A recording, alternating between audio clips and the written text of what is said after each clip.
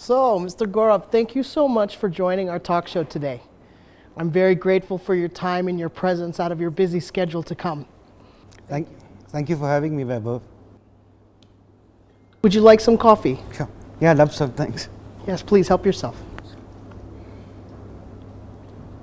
So, what I'd like to know is a little bit about your company. Can you tell me a little bit about Playo? Sure. So we started about 4 years back. We've built a platform that promotes sports in the adult segment. So, when we looked around 4 years back, we realized, everybody during their growing up years plays sports, and then as adults, we stop playing. And that's what we thought wasn't correct with the world. So we created this platform that helps adults like you, me, people like us get back to sports.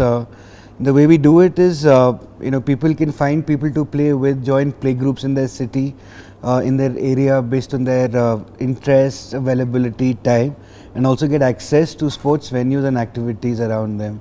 So that's in a nutshell what we do. So, how did you get this idea to start this business? So sports was a very important part of my life while growing up. I used to play a lot of sport, tennis, basketball, and like everybody else, joined the corporate,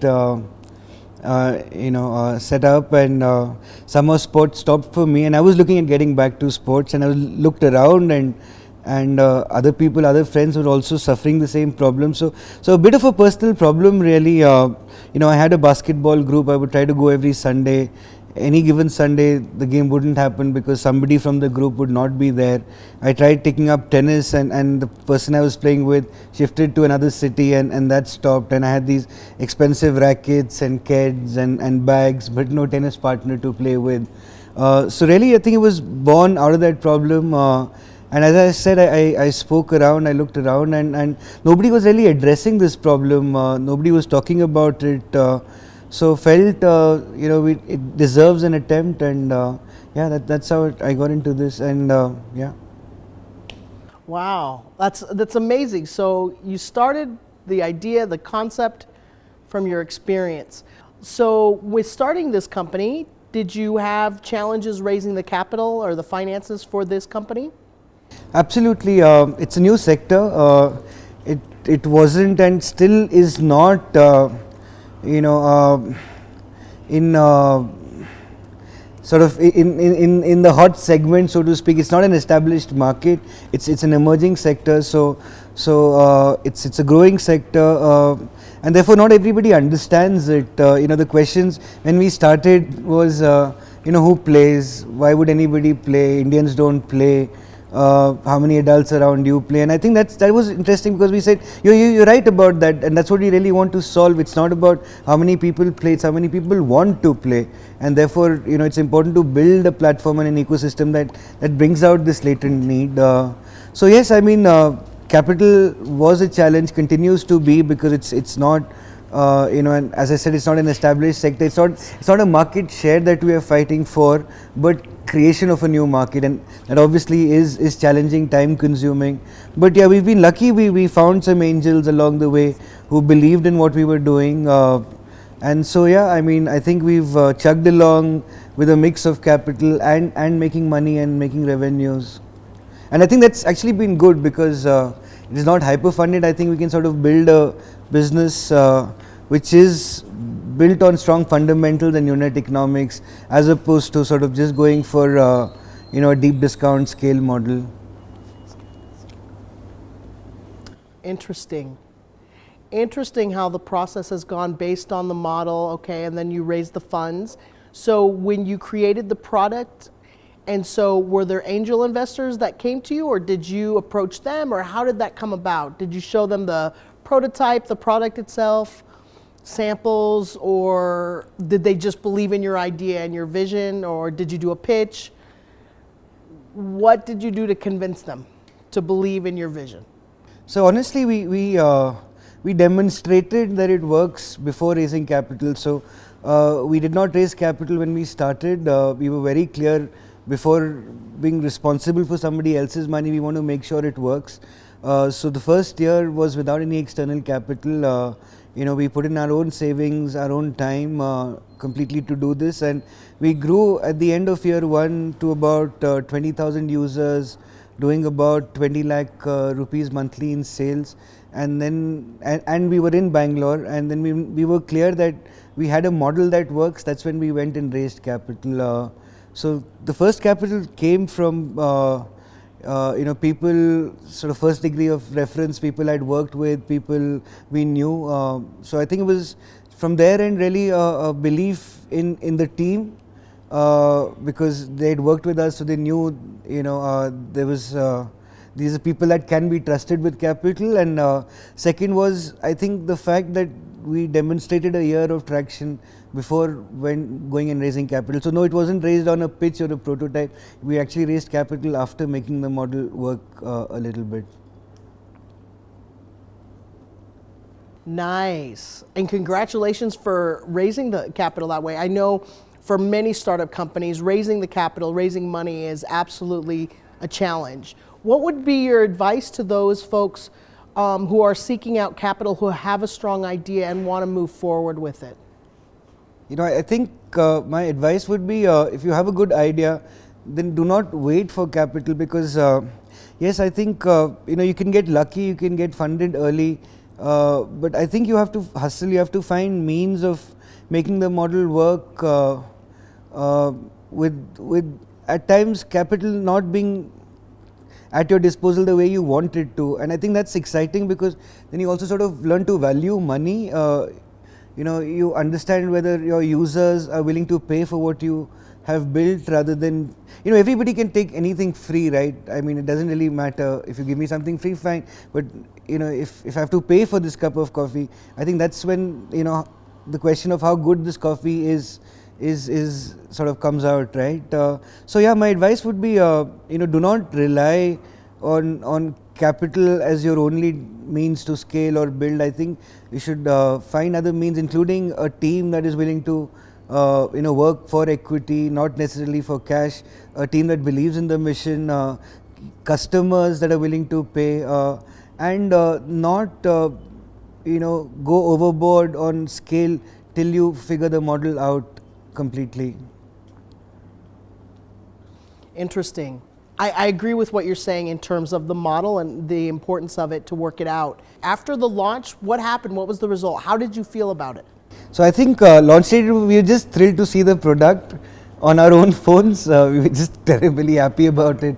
And right, I can understand. If I was in your shoes, if I built something and the product was there, I can imagine how that must have felt. We was like, oh, so cool, this has come out from a PPT onto our phones, and it was just so exciting.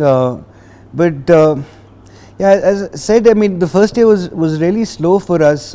We focused on getting the right users. We really didn't spend marketing money, so we grew completely organically in year 1. 0 to 20,000 in year 1 was completely organic, but that worked for us, because these users essentially then became evangelists for our app, and they started spreading the word around. And that's helped since end of year 1 to now end of year 4. We've grown from 20,000 to now 1 million users. So it's been fairly rapid scale. We're now adding close to 100,000 users a month. We are present in about 24 cities across 2 countries. And yeah, I think the best, one of the artiest outcomes for us is that, I mean, users really love our app. I mean, it reflects in 4.6 ratings that we have on Play Store. We were awarded the best of 2018 apps by Google last year. We will be representing, we shortlisted for the World Football Summit finals in Malaysia this April, and in Munich at the Buddha FinTech Conference in June 2019. So I think things are, the start was tough, as it probably is when you're doing something new as a category, but yeah, I think the recognition, the scale, the utility, I think it's all falling in place as we're scaling now. 1 million users, that's a huge success in such a short period of time. How did you reach out to them? What kind of marketing strategies did you use? So today, even today, about 60% of our downloads continue to be organic. I think that's again given the uniqueness of what we do. There are people looking to play sports, and I think it's just about sort of telling them about a platform like this being available to fulfill their needs.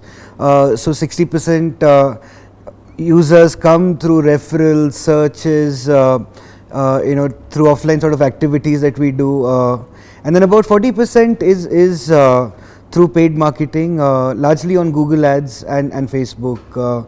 So yeah, the 60-40 sort of blend helps us keep a very low customer acquisition cost and stretch the money available to us, and which has really helped. I think one of the things that we're extremely sort of happy about, or maybe pat on the back for ourselves, is keeping our user acquisition costs in check. They're today at about 18-19 rupees per download. Wow, that's a great accomplishment. So obviously this works. Word of mouth really does help. I'm curious as to what's the best part for you on being an entrepreneur in your journey? What's the best part of that for you? I think what gives me most happiness is the ability to sort of chart my own course, a sense of ownership, a sense of also responsibility, that you're not just responsible for the team but product, your investors, your users, right? And how to ensure that with all that trust and people looking up to you, making sure that you don't mess it up and you make it worthwhile for all of them. I think that sort of gratification is what drives me. The ability to sort of make an impact with the venture. I think that's really exciting for me. It is very exciting, you're right. So I understood that you were an investment banker originally, and so what made you transition from that to the entrepreneur journey? So as a banker, I mean, you played a role of a catalyst, role of as an advisor, helping people achieve their means. Worked with some really great entrepreneurs, and I think I played my part in helping them get access to capital, helping them, maybe think through their business models to scale. But at the end of the day, you were, an advisor, and that's that, right? I mean, it really wasn't your baby, it wasn't your dream. You were helping somebody else's dream, and I think seeing all these people, had that proverbial itch to scratch for myself. Build something, that I believed in, I could devote myself to, yeah, so that's really what drove me towards entrepreneurship, right? This feeling of not just sitting on the sidelines, but being on the battlefront yourself,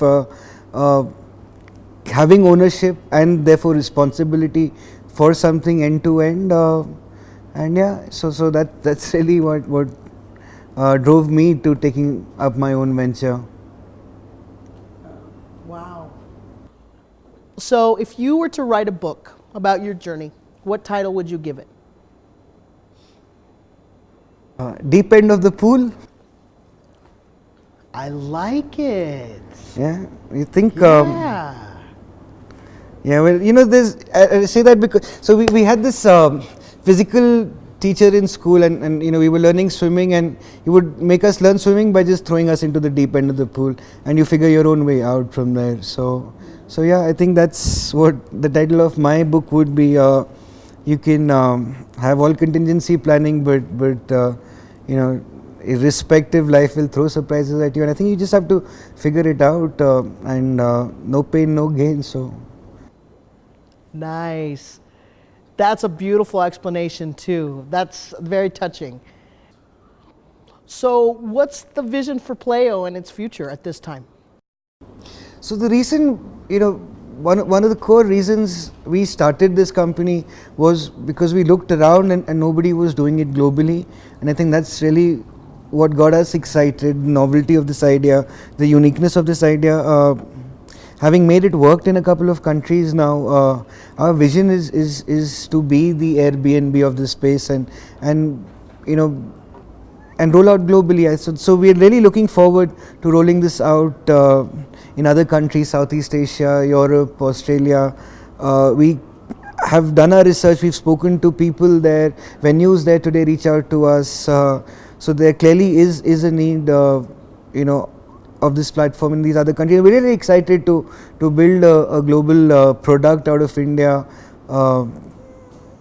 So that would be our vision. That's exciting, and I believe it'll happen. I absolutely believe that it'll become global, and I'm looking forward to see what you'll bring forth over the next few years. Thank you.